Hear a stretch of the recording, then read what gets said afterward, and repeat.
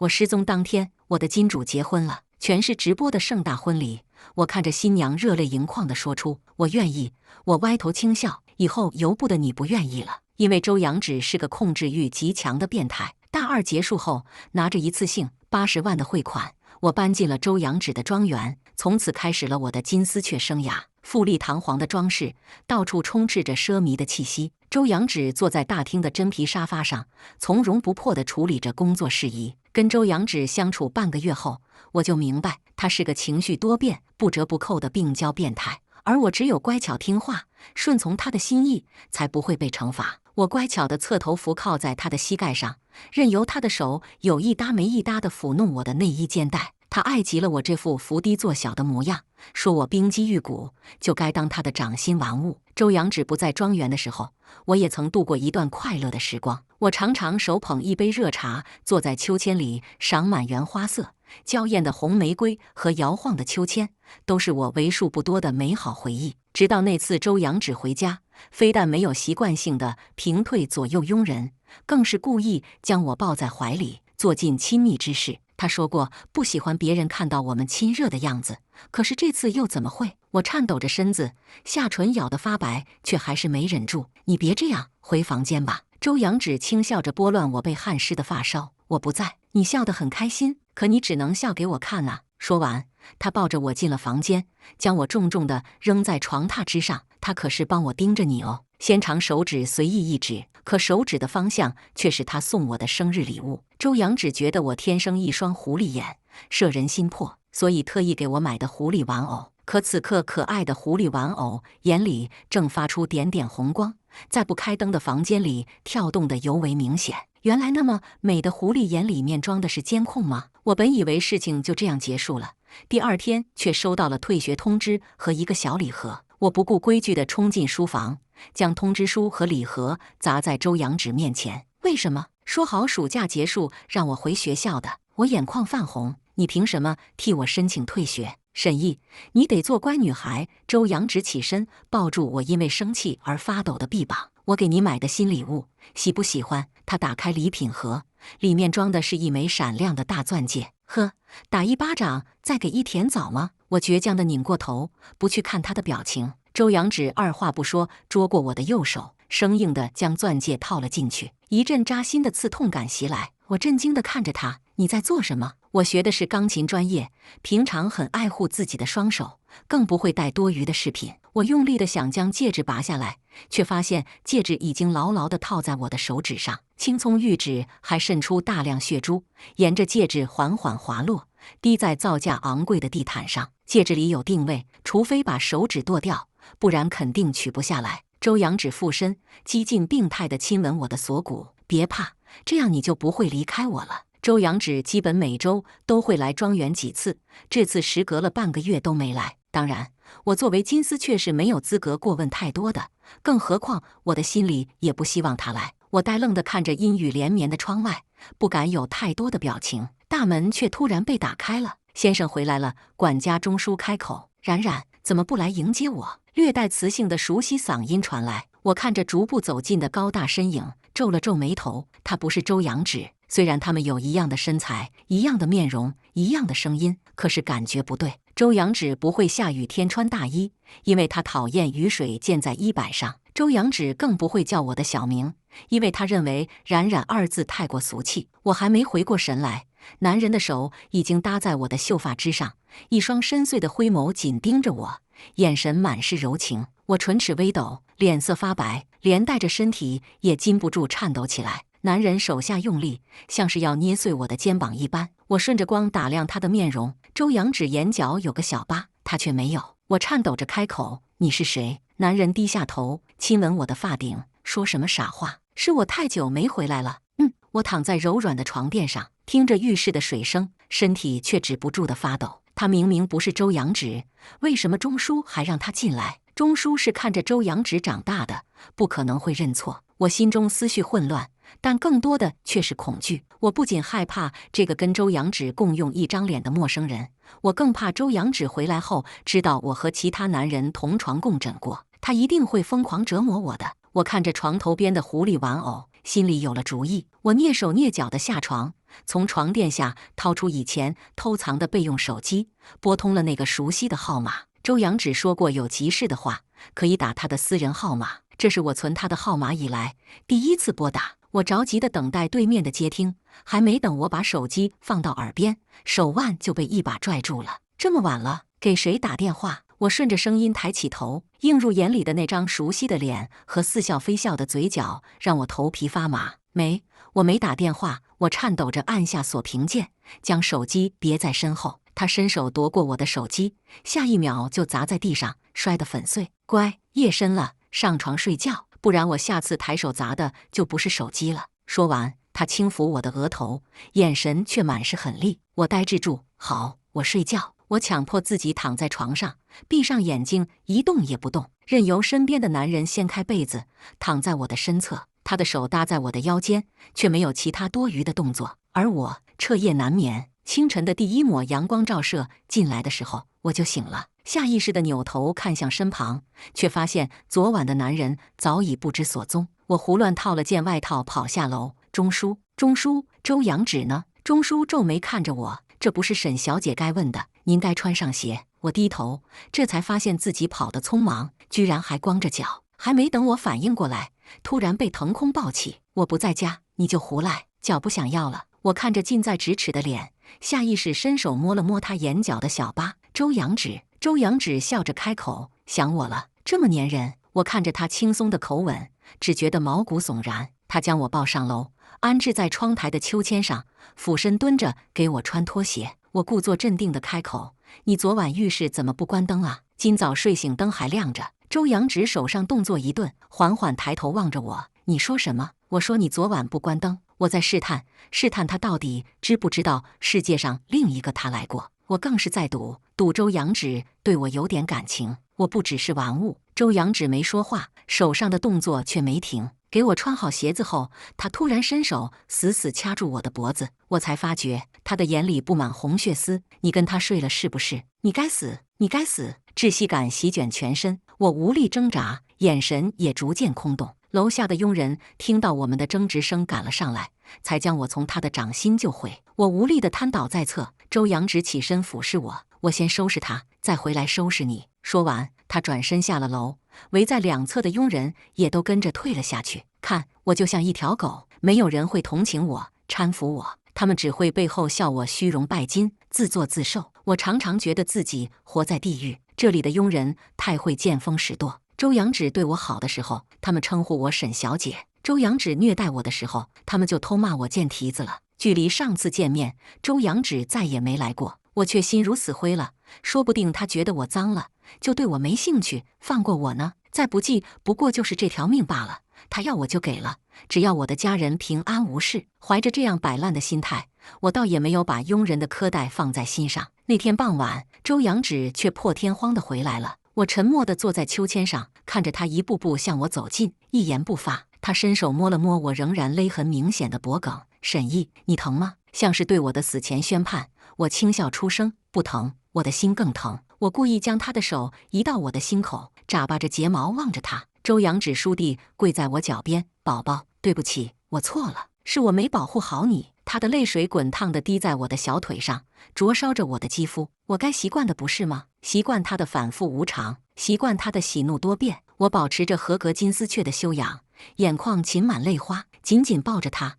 那你以后要好好保护我好吗？我害怕，语气颤抖，楚楚可怜。可我的指甲却生生地插入手心。这次回来，像是为了补偿我，周扬芷居然肯带我出去逛街了。呼吸着街上的新鲜空气，我更坚定了自己的想法。我要逃，我一定要逃离这个变态。周扬芷回公司后，名牌包包和定制的首饰衣服很快就塞满了我的试衣间。我百无聊赖地看着这些奢侈品，转身踱步进了周扬芷的书房。钟叔像极了暗卫幽灵，闪身出现拦住了我。沈小姐，少爷的书房谁都不能随便进。我没好气地开口，哦，是吗？可是他说我一个人在家无聊，可以进去看书的。不信的话，你自己打电话问他。我把手机递给钟叔，眼神满是傲慢。不过他最近很忙，心情也不大好，钟叔还是不要触他的眉头为好。钟叔打量了我两眼，好，那沈小姐拿了书就出来，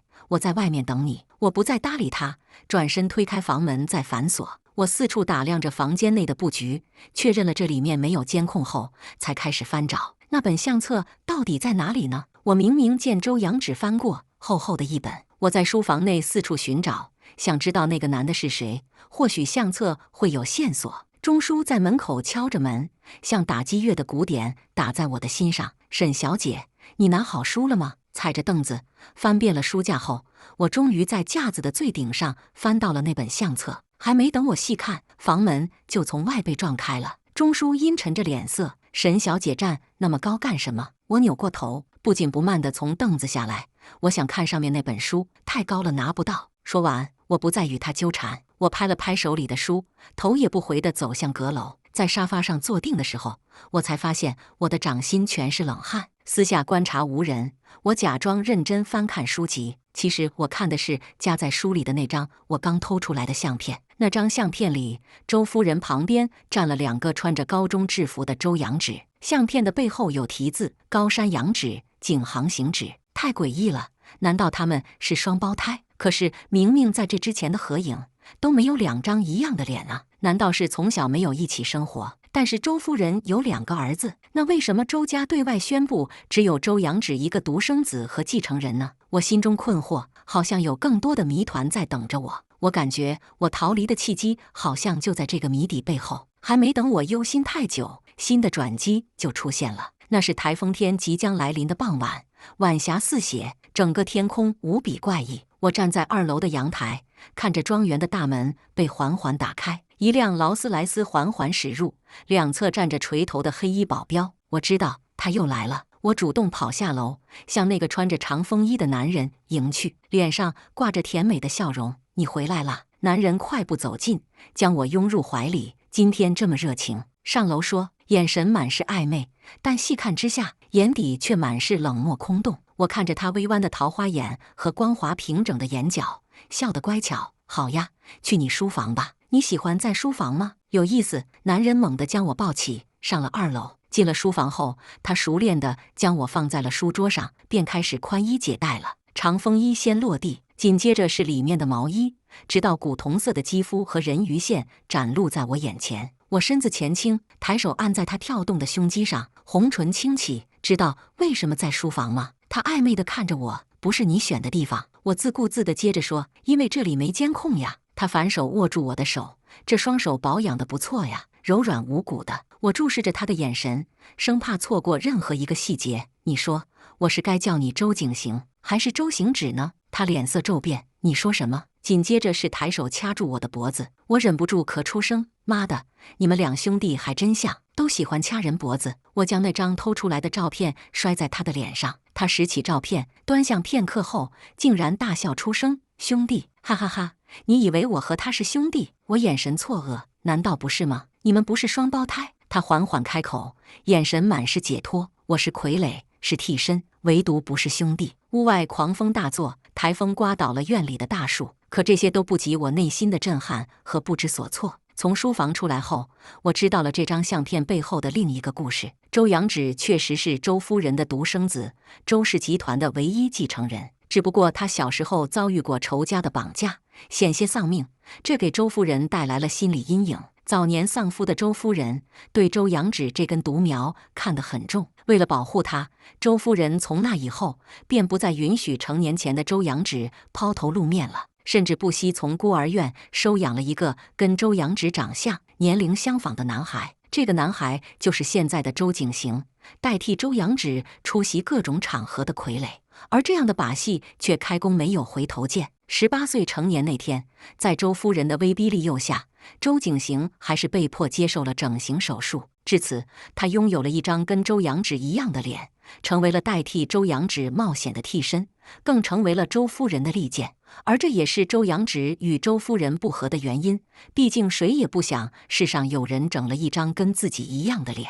我难以忘记周景行当时的神情，他抱着相册从头翻到尾，指着曾经那个合照角落里的小男孩对我说，看，我以前长这样。后来他站在了照片中间，周夫人的旁边，可是却永远失去了真正的自己。他也后悔吧，他也绝望想挣脱吧。于是我们达成了共识，因为我们都想逃离这一家子变态。周景行走后，我把自己泡进了装满冷水的浴缸里，我被冻得浑身发抖，却还是咬紧牙关。当天夜里，我果不其然发起了高烧，病情加剧。钟叔安排了家庭医生给我看病，我还是不吃药，吵着要见周阳芷。第二天下午，我浑身滚烫，迷糊间还是看到了风尘仆仆的周阳芷。他坐在床边，将我搂在怀里，一口一口往我嘴里渡药。苦涩的中药和他微凉的嘴唇交织在一起，我抬手抚着他眼角的小疤，那是我跟他刚在一起的时候吵架，失手砸伤他留下的。他对我那么坏，可有时又对我那么好，我没忍住开口：“周阳芷，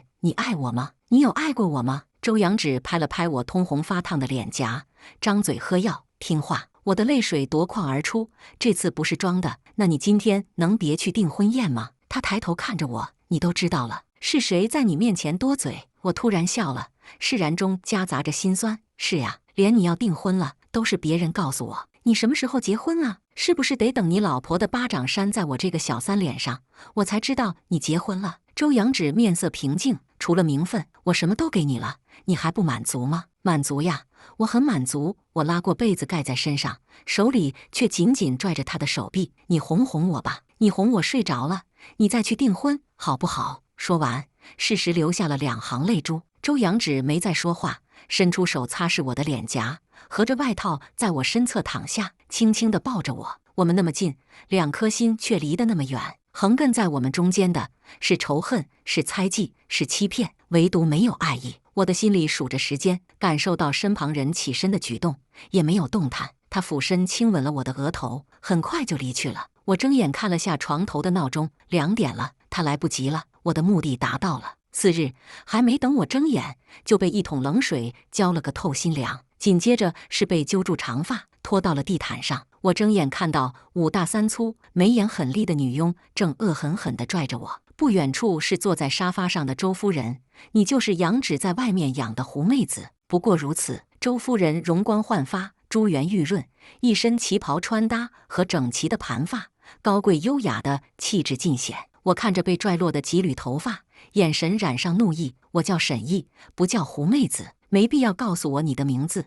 你这种下等人，说出来脏了我的耳朵。周夫人娓娓道来，今天只是个小警告。昨天你耍手段，害得杨芷订婚宴迟到，让孙小姐下不来台。别以为我的儿子糊涂，我也糊涂了。你这种攀附权贵的女人，我见多了，趁早死心。你不过是掌中玩物，打发时间的玩意罢了。我看着他字字珠玑，却觉得无比可笑。我是耍手段，不然怎么见得到高贵的您呢？你这话什么意思？没意思。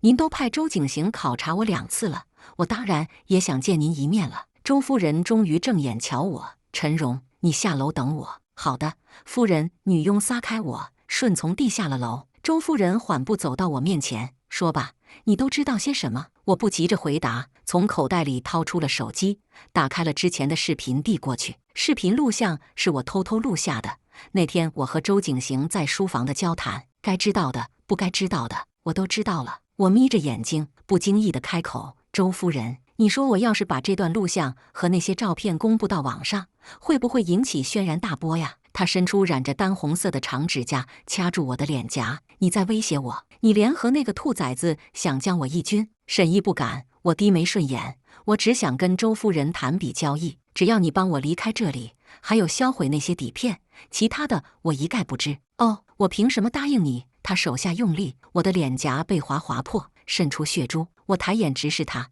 你不是也想我离开周阳芷吗？一举两得，况且我光脚的，不怕穿鞋的。今天我出事，明天这条视频和那些照片就会上传网络。周夫人松开手，凝视我几分钟，似是深思熟虑了一番。好，那你要帮我办件事。其实录像被截断的后半段是我和周景行的交易。我跟他说，周阳芷早就看不惯周夫人，也受够了他的压制和所作所为。只要他肯说出当年的真相，帮周阳芷扳倒周夫人，周阳芷一定会放了他，让他回孤儿院和他的姐姐团聚的。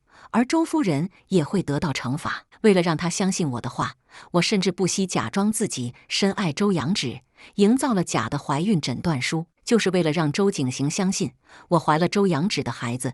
他想娶我进门，就一定得除掉周夫人，而这也是他摆脱周夫人唯一的机会。但是其实我心里明白，我的目标根本不是做周家的少夫人，我只想逃离病娇。周景行帮不了我，周阳芷也不会放过我，只有周夫人才有办法把我从庄园捞出去。但我需要有一张底牌，一张跟周夫人谈判的底牌，而这张底牌就是周景行。到了跟周景行约定好的日子，他一进门就迫不及待地把我拉进书房。事情办得怎么样了？周景行紧张地看着我，我托腮看着他，怕什么？他答应了。真的？周阳芷会这么好心？他怎么可能那么爽快？周景行怀疑地看着我。当然，他那么爱我，你不是不知道。我看着他，满是真诚。况且我肚子里的孩子等不了了，他也想快点摆脱周夫人，才不用跟孙小姐联姻，娶我进门啊。不过他有个要求。周景行着急地追问我，什么要求？我抬手摸了摸他的脸，就是你要把脸换回去，反正你都要走了，你也不想顶着这张脸过一辈子吧？周景行似乎有些犹豫，我是不想要这张脸，可是手术风险太大了。没事的，现在技术那么发达，你怕什么？我宽慰地拍了拍他的肩膀。最近周夫人被公司股权的事情弄得焦头烂额，没工夫搭理我们两个，而且还有周阳芷的帮忙，你可得把握住机会。你难道不想变回去找你的院长妈妈，你以前的姐姐，过上普通人的生活吗？在我的说服下，周景行好像下定了决心，但其实他整不整容都跟我没有关系，毕竟我只是答应周夫人会说服周景行改变容貌而已，又没有保证一定会成功。距离周阳芷的婚期越来越近了，我的心却隐隐有些不安。按照原来的计划，周夫人会在周阳芷结婚当天派人秘密接我出庄园，从此我和周阳芷高山流水，永世不见。在结婚的前几天，周阳芷都来庄园陪我了，她什么都没做，只是紧紧地抱着我发呆。我打趣道：“怎么，现在该是你粘人了吧？”她的一双灰眸紧紧地盯着我。沈毅，你还记得我们第一次见面吗？我当然记得，我怎么会忘呢？那可是我不幸人生的开端，像是被恶虎盯上的小白兔，无处可逃。那是学院的迎新晚会，周阳芷作为投资方应邀出席，我作为音乐学院的天才钢琴少女，当仁不让地上台压轴表演。而正是这次演出，让我有幸入了周阳芷的眼。在校领导的悉心照顾下，我不小心贪杯喝多了酒，躺在了周阳芷的床上。醒来后，连带着一沓高清床照和80万，我就这样被送进了周阳芷的庄园。我怎么能不恨呢？我本是前途无忧的高材生，却意外卷入这场令人作呕的纷争。就因为相貌吗？就因为我没有过硬的家世背景吗？当然记得，我笑着开口：“你再为我弹一曲吧，就弹我们初见的那首曲子。”我点点头，从他的身上下来，翻开尘封已久的钢琴盖，随即面露难色地转头望向他：“你忘了吗？这枚戒指让我弹不了钢琴了。”我张开五指，露出手指上熠熠生辉的定位戒指。周阳芷朝我走近，伴随着他在手机上操作了一番，戒指咔嚓一声掉地了。他望着我，突然没厘头地开口：“沈毅，你别离开我，没了你我会疯的。”我松了松因为长时间戴戒指而麻木的手指，弹起了熟悉的前奏。一曲奏毕，周阳芷弯腰抱起我，没有丝毫温柔地将我扔在床榻之上，发了狠地亲吻我的手指，抵死缠绵。6月14是他的婚期，我早早地起床，收拾好自己，从上到下，从里到外逛了一遍庄园。这个我待了2年的地方，过往的回忆像旧电影在我的脑海里闪过。有的是周阳芷抱着我开心的荡秋千，有的是周阳芷掐住我的脖子让我滚远点，有的是周阳芷为我栽了满园的玫瑰，有的是周阳芷给我拴上链子不让我吃饭，有的是周阳芷为我作词作曲，琴瑟和鸣，有的是周阳芷说犯错就得跪在大门口忏悔。泪水不知不觉布满了我的脸庞，落在泥土里溅出泪花。他也曾对我好过，但我细细数来，更多的却是刻骨铭心的伤害和毁掉我人生的怨恨。再见了，周阳芷，我的离开是我对你最后的报复。周夫人安排的接驳车顺利地把我接出庄园了。我看着窗外一闪而过的熟悉街景，才惊觉我已经与外界脱离这么长时间了。还没等我细细回忆，脑袋一阵眩晕袭来，再睁开眼，已经是一片漆黑。我摸了摸疼痛的后脑勺，一时反应不过来，为什么脚被绑住了，手却是松开的。我来不及多想，正要找工具解开脚上的绑带，旁边的木门突然被推开了，伴随着光亮，走进来一个黑色的身影。借着微弱的光线，我才弄清楚，原来我被关在了船舱里。黑色身影向我步步逼近，我不自觉地后退。你是谁？你想干什么？是周夫人派你来的。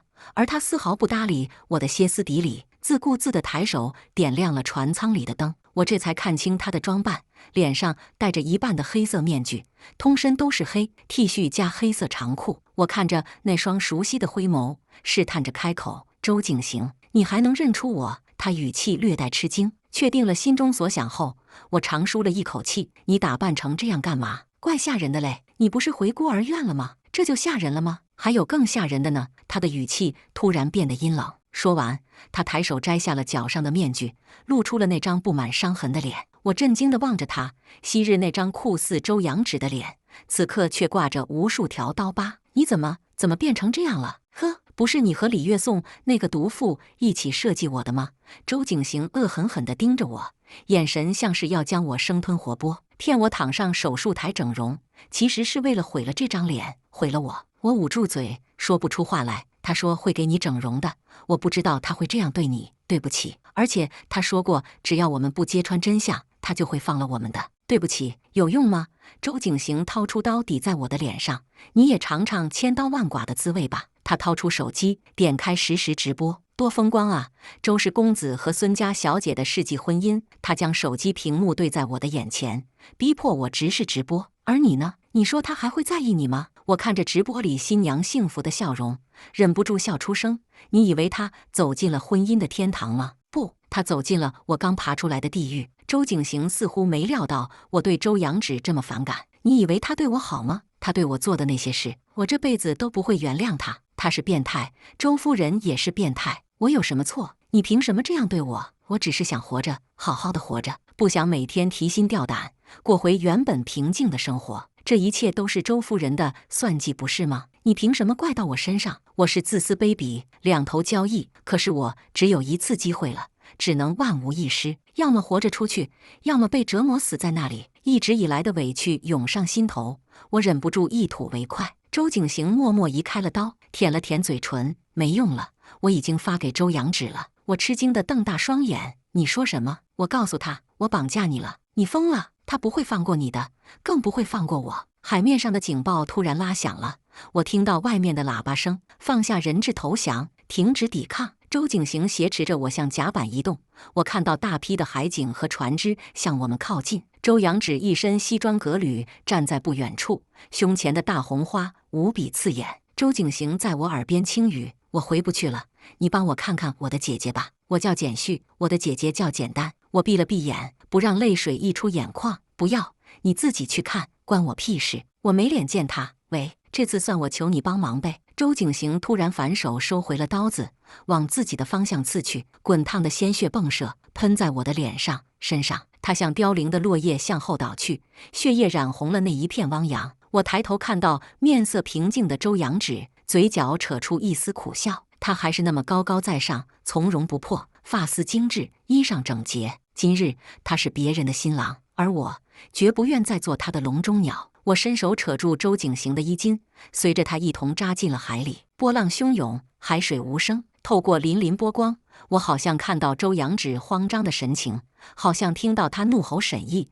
1年后的6月14号，一则名为"我是谁，换脸孤儿的一生"的帖子冲上了热搜。周夫人的所作所为得到了曝光，虽然她砸重金卖断热搜，压得七七八八，但还是在上流社交圈引起了不小的轰动。而我已经把所有的证据和周景行的自诉、手术的证明经过全部移交了公安机关，等待他的将是法律的审判。那天下午，我悄悄去了趟周景行小时候待的孤儿院，费了一盒巧克力，才收买了一个小鬼头，找到了他的姐姐。我看着蹲在墙角给大树浇水的简单，轻声开口：你是简单，对吗？他没有抬头，也没有回答我。我是简旭的朋友，他让我来看望你。他的眼神终于有了亮光，激动地抓住我的手腕。你认识我弟弟？他在哪？我弟弟在哪？那是一张苍白的脸，透露着长时间的营养不良，但我却真真切切地看到了简旭的影子。